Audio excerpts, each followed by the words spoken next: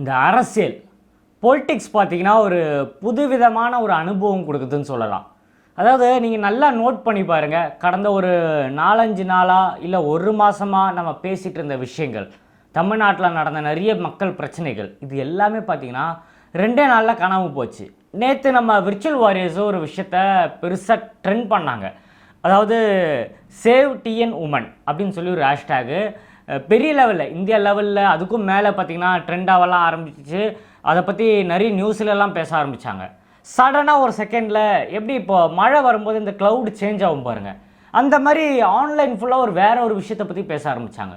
என்னடான்னு உத்து கவனிக்கும் போது டிவிக்கே என்டிஏ கூட்டணியில் அப்படின்னு சொல்லி எல்லா நியூஸ் சேனலும் அதை பற்றி பரப்புனாங்க. நம்ம கூட அதை பற்றி ஒரு போஸ்ட்டு போட்டிருந்தோம். அதிகாரப்பூர்வமாக எதுவும் வரல, தலைமை அறிவிக்கிறது வரைக்கும் எல்லாம் நம்ம தோழர்கள் எல்லாம் அமைதியாக இருங்கன்னு சொல்லி நம்மளும் அந்த விஷயத்தை நம்மளோட வாட்ஸ்அப் ஸ்டேட்டஸ் எல்லா இடத்துலையும் ஷேர்லாம் பண்ணோம். ஆனால் இந்த விஷயம் காட்டு தீ மாதிரி மிகப்பெரிய லெவலில் பரவ ஆரம்பிச்சிச்சு, எல்லா நியூஸ்லையும் வர ஆரம்பிச்சிச்சு. நம்ம தலைமை சைட்லேருந்து ஒரு மீட்டிங் வச்சுருக்காங்க, இல்லை மாவட்ட செயலாளர்கள்லாம் சொன்ன மாதிரியும் இந்த மாதிரி நிறைய விஷயங்கள், நிறைய ரூமர்ஸ் எல்லாம் வெளியே வர ஆரம்பிச்சுது. ஸோ இதெல்லாம் உத்து கவனிக்கும் போது எனக்கு ஒரு நல்லதாக ஒரு விஷயம் தெரிஞ்சுது. அதாவது இது ஃபுல்லாக என்னோடய கருத்துக்கள் மட்டும்தான். இவ்வளோ பெரிய விஷயம் தூத்துக்குடியில் நடக்குது. நம்மளோட தேர்தல் பிரிவுலேருந்து பொதுச் செயலாளர் ஆதவ் அர்ஜுனா அவர்கள் பார்த்திங்கன்னா தூத்துக்குடியே போய் அந்த சம்பவம் நடந்த இடத்துக்கு போய் அவங்களோட குடும்பத்தையெல்லாம் சந்திச்சிருக்காங்க. நம்ம தோழர்கள், நம்ம கட்சியில் இருக்கிற நிறைய மாவட்ட செயலாளர்கள், நம்ம நிறைய நிர்வாகிகள் அவர் கூட போய் அவங்களுக்கு ஆறுதல் தெரிவிச்சிருக்காங்க. 24 மணி நேரமும் நம்மளோட கட்சி அவங்க கூட உறுதுணையாக நிற்கும், எப்போ வேணால் எங்களை தொடர்பு கொள்ளுங்கன்னு சொல்லி அவங்களுக்கு நம்பர்லாம் கொடுத்துட்டு அவங்களோட கஷ்டம் துயரம் என்னன்றது நமக்கு தெரியும், நடந்த விஷயம் தெரியும். ஒரு டாய்லெட் இல்லை அந்த கிராமத்தில், அந்த ஒரு விஷயம் ஒரு மிகப்பெரிய லெவலில் பேசும் பொருளாக இருந்தது. இதெல்லாம் நடக்கும்போது நடுவில் கனிமொழி அவர்கள் அந்த இடத்துக்கு போயிருக்காங்க. இதே சம்பவம் நடந்த தூத்துக்குடிக்கு கனிமொழியும் திமுக நிர்வாகிகள்லாம் போயிருக்காங்க. அங்கே இருக்கிற மக்கள்லாம் பார்த்திங்கன்னா அவங்கள முற்றுகையிட்டு நிறைய மகளிர் அவங்கள திட்டி அதை அவங்கள அந்த கிராமத்தை விட்டு வெளியேறுங்கன்னு சொல்லி அனுப்பிச்சி வச்சுட்டாங்க. அந்த நியூஸும் ஆன்லைனில் நிறைய பேர் பேசிகிட்டு இருந்தாங்க. திமுகவை விரட்டி அடித்த பொதுமக்கள்னு சொல்லி ஒரு மிகப்பெரிய லெவலில் ஆன்லைனில் பேசும் பொருளாக இருந்தது. ஸோ இது எல்லாமே, அதாவது டிவிகேக்கே தூத்துக்குடியில் எவ்வளோ பெரிய ஆதரவு கிடச்சதோ அதே மாதிரி நம்ம திமுகவுக்கு மக்கள் மத்தியில் அந்த ஊரில் பார்த்திங்கன்னா விரட்டி அனுப்பப்பட்டாங்க. இந்த செய்தி பெரிய லெவலில் பேசும் பொருளாக வந்தது. பேச பேச இதை நியூஸில் டெலிகாஸ்ட் பண்ணாங்க, நிறைய நியூஸ் கார்டு போட்டாங்க, நிறைய இடத்துல பேச ஆரம்பித்தாங்க. திடீர்னு அதை அப்படியே கட் பண்ணிவிட்டு இந்த சைடு கார்டு வருது. அதாவது என்டிஏ கூட்டணியில் டிவிகே விஜய் அவர்களும் நம்ம அதிமுக நிர்வாகிகள்லாம் பேசிகிட்டு இருக்காங்க. விஜய் அவர்கள் சிபிஐ விசாரணை உங்கள் எல்லாருக்குமே தெரியும், இன்றைக்கி கிளம்புறாரா நாளைக்கான்னு தெரியல, டெல்லிக்கு விஜய் அண்ணன் போகிறாரு. சிபிஐ விசாரணை கூப்பிட்ருக்காங்க, 3வது முறையாக கூப்பிட்றாங்க. அதே மாதிரி அடுத்த வாரம் 17ஆம் தேதியோ 18ஆம் தேதியோ செந்தில் பாலாஜி அவரை கரூர் இஷ்யூக்காக அவங்களையும் செந்தில் பாலாஜியும் கூப்பிட்டுருக்காங்க சிபிஐ விசாரணைக்கு. இதெல்லாம் நடந்துட்டுருக்கு. ஸோ இவர் டெல்லி போகிறத வச்சும் இதை வச்செல்லாம் கனெக்ட் பண்ணி விஜய் அவர்கள் பேச்சுவார்த்தையை நடத்த போகிறாரு.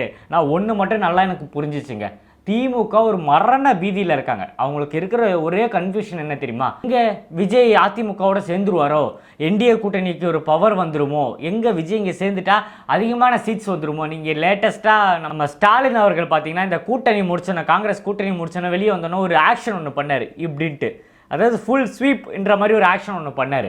ஸோ அதுக்கப்புறமா விஜய் அவர்கள் என்டிஏ கூட்டணியில் சேர்ந்துட்டா அதே ஸ்வீப்பு இவங்க பண்ணுறாங்களோன்ற பயம் திமுகவுக்கு வர ஆரம்பிச்சிச்சு. இன்றைக்கி, அதாவது இப்போ இந்த வீடியோ பண்ணுறதுக்கு முன்னாடி வந்த நியூஸ் உங்களுக்கு நான் ஷேர் பண்ணுறேன்.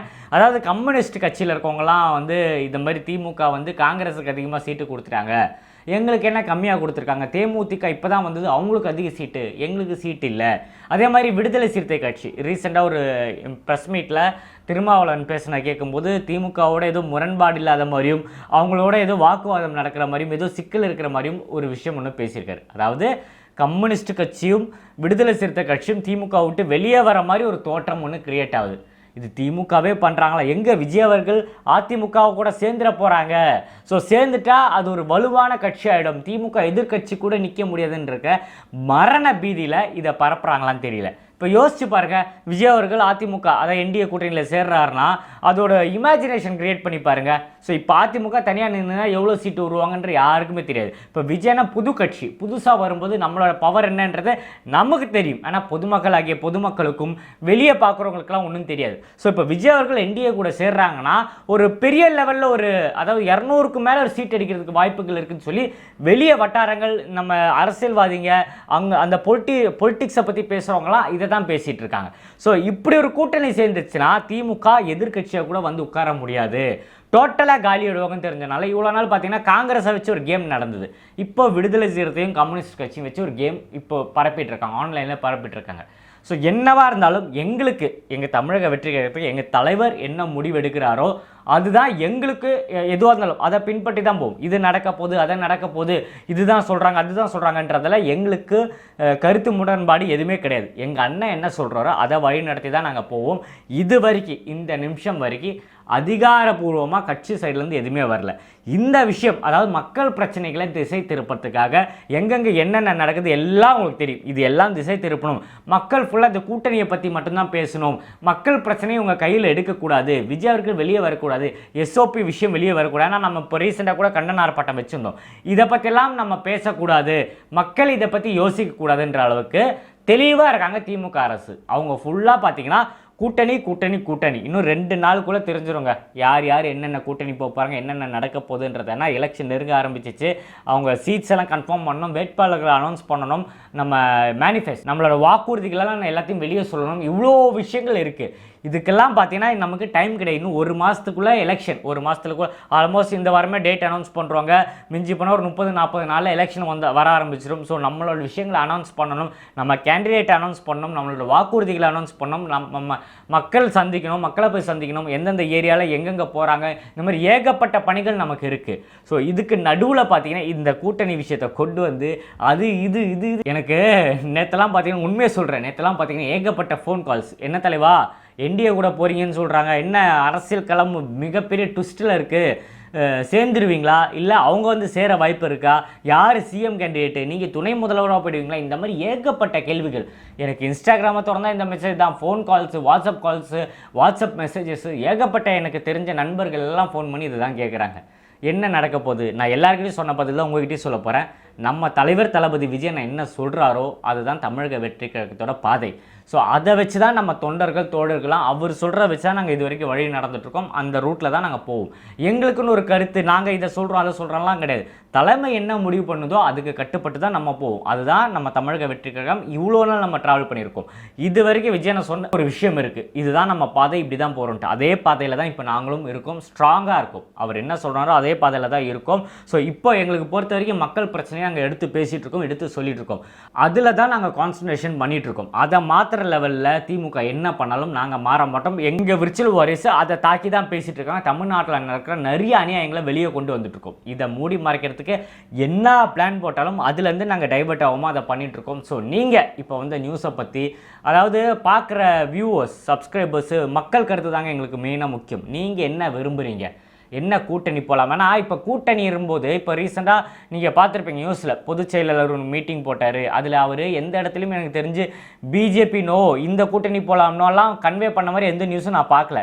பேசினாங்க, மாவட்ட செயலாளர்கிட்டலாம் பேசினாங்க, அவங்க கருத்தை கேட்டாங்க, கூட்டணி போகலாமான்னு கேட்டாங்க தான் அந்த நியூஸ் வந்து. அது உண்மையாக பொய்யான்னு கூட தெரில. அதில் கூட்டணி போகலாமா தான் கேட்டிருக்காங்க. அதுக்கு பிஜேபியாக இருக்கணும், அதிமுக இருக்கணும் கூட கிடையாது. மேபி நீங்கள் இப்படி யோசிச்சு பாருங்கள், இப்போ சசிகலா அவங்க கட்சி ஆரம்பிச்சிருக்காங்க, மேபி அவங்க கூட்டணி வரலாம். இப்போ விடுதலை சிறுத்தையோட ஒரு முரண்பாடு வந்திருக்கு, அவங்க கூட்டணி வரலாம். கம்யூனிஸ்ட் கட்சி பேசுகிறாங்க, ஸோ அவங்க கூட்டணி இல்லை. இதெல்லாம் வந்து தனியாக தாவேக்காக்குன்னு ஒரு தனி கூட்டணி ஒன்று அமையலாமே. விஜய் அவர்கள் கூட நிறைய பேர் புது கட்சிகள்லாம் சேர்ந்து ஒரு தனி கூட்டணி வரலாமே, ஏன் நீங்கள் அப்படி யோசிக்கல? இந்த மாதிரி ஏகப்பட்ட விஷயங்கள் இருக்குது. அரசியலில் என்ன வேணால் நினைக்கலாங்க. நீங்கள் யோசிச்சு பாருங்கள், ஓபிஎஸ் பன்னீர்செல்வம் அவர்கள் திமுகவில் இணைஞ்சாங்க. இதை விட பெரிய ட்விஸ்ட் வேறு எதனா இருக்கா? கமலஹாசன் டார்ச் லைட்டை வச்சு டிவியெல்லாம் உடைச்சாரு. அதை நான் உட்காந்து டிவியில் பார்க்கும்போது எப்பா செம போல்டான ஸ்டேட்மெண்ட்ப்பா, கமலஹாசன்லாம் வேறு லெவல்ப்பா, கண்டிப்பாக முதலமைச்சர் ஆகிறதுக்கான கேப்பபிலிட்டி இருக்குன்னு நினச்சேன். ஆனால் அவர் கூட இருந்த மகேந்திரன் முன்னாடியே போய் திமுகவில் சேர்ந்துட்டார். அவர் கூட இருந்த பத்மபிரியா அவங்களும் திமுகவில் சேர்ந்துட்டாங்க. கடைசியாக இது வந்தார் பாரு விநாயகம்ன்ற மாதிரி மங்காத்தால் அர்ஜுன் வர மாதிரி கடைசியாக கமலஹாசனும் போய் திமுகவில் சேர்ந்துட்டார். ஸோ இதெல்லாம் ஒரு இதெல்லாம் ஒரு அரசியல் கேமாக தான் நான் பார்க்குறேன். அவருக்கு ராஜ்யசபா சீட்டு கிடச்சிச்சு, மக்கள் நீதி மையத்தோட நிலைமை என்னன்றது நமக்கு தெரியல. ஸோ இந்த மாதிரியெல்லாம் நடக்கும்போது பொலிட்டிக்கல் கேமுன்னு ஒன்று இருக்குது. நம்ம கொள்கை, அதுக்கப்புறம் நம்ம அரசியல் எதிரி எல்லாமே நம்ம சொல்லிட்டோம். இன்னொரு விஷயம் பார்க்கும்போது மக்கள் என்ன விரும்புகிறாங்கன்னு ஒன்று இருக்குது, நம்ம தோழர்கள் என்ன விரும்புகிறாங்கன்னு ஒன்று இருக்குது. இது எல்லாமே பார்த்து தான் விஜயன் ஒரு முடிவு எடுப்பார். ஸோ உங்களோட கருத்துக்கள் நீங்கள் என்னவா இருந்தால் விரும்புகிறீங்க, அதாவது நம்ம கமெண்ட்ஸ் எல்லாம் ரெகுலராக படிக்கிறோம், உங்களோட கருத்துக்கள்லாம் நான் டெய்லி பார்க்குறேன். ஸோ நீங்கள் என்ன விரும்புகிறீங்கன்ற நான் தெரிஞ்சுக்கணும்னு ஆசைப்பட்றேன். அதனால் இந்த வீடியோ பார்க்குற மக்கள், பொதுமக்கள், நம்ம சப்ஸ்கிரைபர்ஸ், நம்ம கழக தோழர்கள், நீங்கள் இதை பற்றி என்ன நினைக்கிறீங்கன்றதை மறக்காமல் கமெண்ட்டில் ஷேர் பண்ணுங்கள். அதை பார்த்து நான் தெரிஞ்சுக்கிறேன், உங்களோட மனசில் நீங்கள் விரும்புறது என்னன்னு நான் தெரிஞ்சுக்கிறேன்னு சொல்லி இந்த வீடியோ முடிச்சுக்கிறேன். ஸோ இந்த வீடியோ பிடிச்சிருந்தா மறக்காமல் நம்ம சேனலை சப்ஸ்கிரைப் பண்ணுங்கள். தலைவர் தளபதியை பற்றியும் தமிழக வெற்றி கழகத்தை பற்றியும் உயிர் இருக்கிற வரைக்கும் பேசிக்கிட்டே இருப்பேன். இன்னும் நிறைய வீடியோ சந்திப்போங்க. ஸ்டாட்டா டேக்கர் பாபாய். நான் உங்கள் ஏஜே. நன்றி.